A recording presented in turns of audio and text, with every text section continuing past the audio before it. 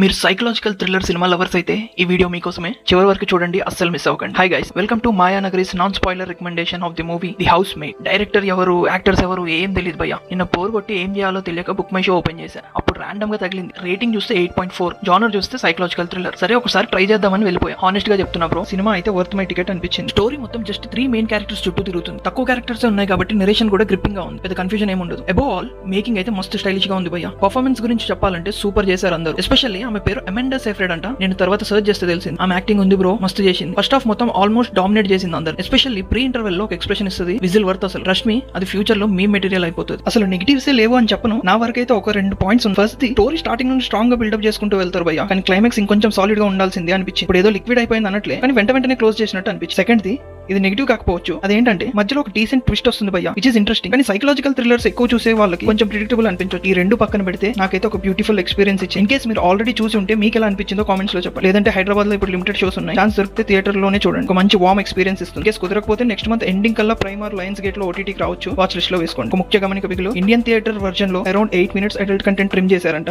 ఓటీటీలో ఫ్యామిలీతో చూసే వాళ్ళు కొంచెం జాగ్రత్త. మళ్ళీ చెప్పలేదు అనుకోండి. ఇలాంటి మంచి మూవీ సజెషన్ కోసం ఛానల్ ని సబ్స్క్రైబ్ చేసుకోండి. ఇంకా నెక్స్ట్ వీడియోలో కలుగుతాట.